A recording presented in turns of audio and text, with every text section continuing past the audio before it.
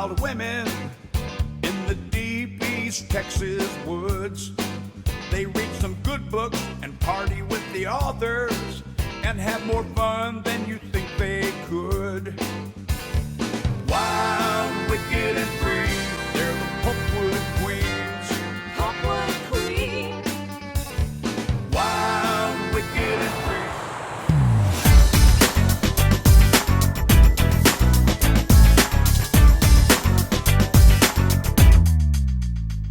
Hi, I'm Kathy Patrick, and we are here in LA for Beauty in the Book.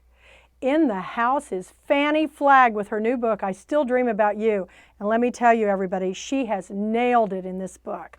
This is a storyteller supreme, so welcome, Fannie Flagg. Well, I'm thrilled to be here with you, my darling, and it's been a long time. I've been dying to meet you, and here we are in LA, La La Land. How did we do it? Little girls from the South, how'd we get here?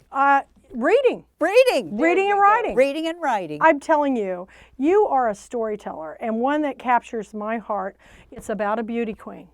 And she's of age, we're going to say that. You know, she's of an age, of yes. an age, which I can relate to now. But she is in real estate and works for a character. Tell us about this woman that she works for, this realtor. Hazel Wistenot is one of those characters that I love, the people that I know.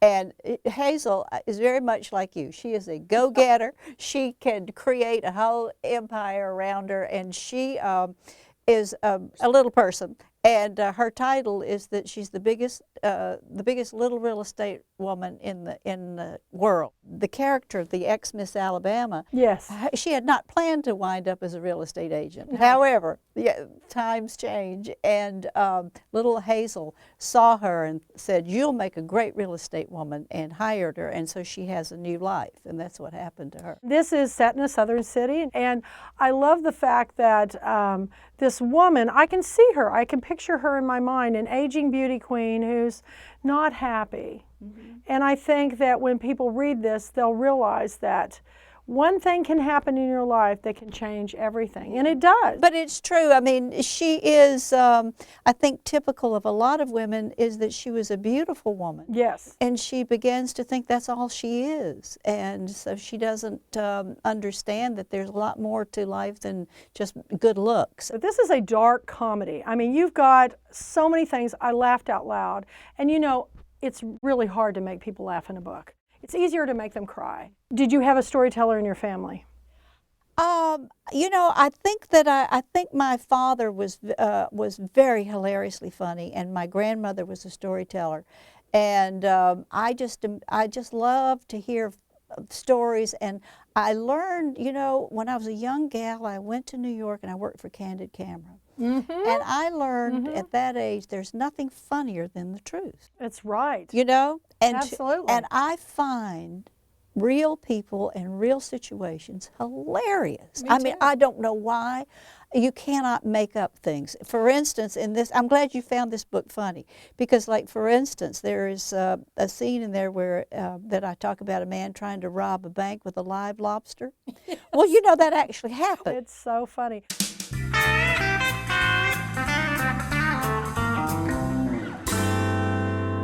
We're here with the Page Turner Book Club of Los Angeles. Girls, here we go. Are you ready? These characters had so many flaws, but how were you still able to make them so likable? Well, you know, I think that's what I love about human beings, is that everybody tries so hard and they're all flawed and they just struggle, and people just break my heart, you know. And the main character, Maggie, has those flaws, and they are so human. And honestly, I have terrible flaws, you know, so I'm hoping people, you know what I mean? And so I think that the thing about human nature that touches me is the nobility of people that struggle on considering they have flaws and just keep going. Do you start from the beginning of your book and kind of write to the end, or do you write sections and you tie them together? I will sometimes write the ending of a book before I write the beginning, and I will write the middle of a book, and I will write all around it. And it's very confusing even to me. And I don't know why I don't go beginning, middle, and end, but I just somehow my mind doesn't work that way. It's just not, it's not organized. And so I write, and I have a hall, and I put scenes all the way down the hall on a clothesline. And then when the book is finished, I go down the clothesline and I put them in some sort of order. And that's the hardest part for me, is getting the book together. It's like I write a book like I do, as people do a quilt. You know, I try to put it together.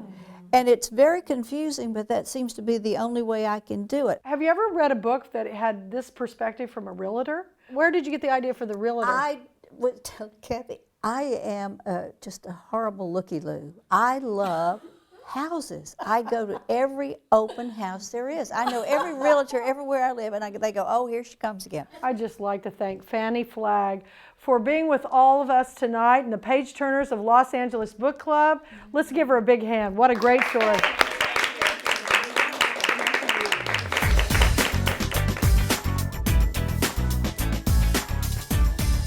So how long did it take you to, I mean, what is your writing process? I've been thinking about this book a long time. I love the Miss Alabama theme because I know a little bit about that. I like to write about things I know about, you know. So I know about the Miss Alabama thing and what the exes and all, how it feels to be a former beauty queen and all that stuff. And this particular book took me about 4 years, and I'm not a fast writer. I wish I were, but it takes me a long time.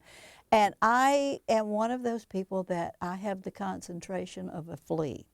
So I have to wake up, walk right to my office. I can't even say hello to the cat, or I'm gone, or if a leaf falls off a tree, I can't write. So I have to go and lock myself in like an insane person and sit there until about 3 or 4 in the afternoon, and then I'm released. But I have to be very disciplined. In your book, Maggie is a realtor, and she has to have a certain look. Yes, and in selling real estate, she sells in an upper market, so she has to dress for success. Well, everybody that's listening, all you book clubs, I'm going shopping with Fannie Flagg. And we're going to go look at some homes. And maybe buy some. Maybe buy some. Who knows? Anything can happen in LA.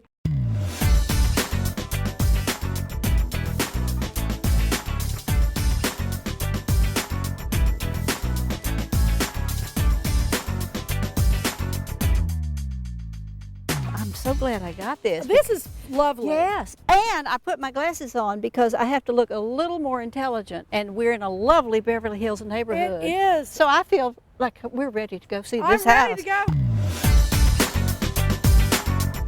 This is I would say an older bungalow. Wouldn't you say, like Yes. English little bungalow? It is.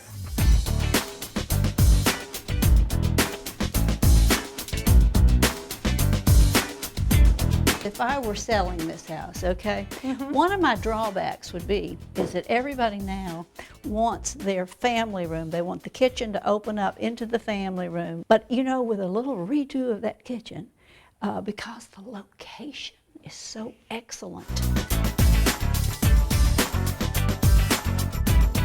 I don't know. I'd probably turn this into my office. That's what I think. Let's go upstairs. All Let's right. do. These are neat stairs. Very pretty wrought iron. Very nice. You don't see that much anymore. Kathy, this is, oh, I love this. This is so old Hollywood. You know, I love that they haven't redone this. This fabulous old green tile. And, you know, they've kept the charm. So we're off to our next one. Let's go see Yay. Fannie. Oh, I like the look of it. Look at the glorious rose garden. Oh, yes, it just says come in, doesn't it?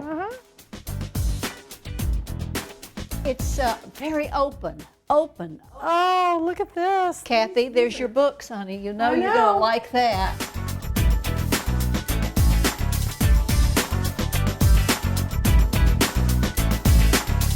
Wow. Wow. Oh, this is the wow room, Kathy. I like it. I wasn't expecting this. Look at the big high ceilings. This is a huge room. You could be happy here. I say we take it. This is it. I can write up a contract for you, you know. Okay. All right. Sold. Sold.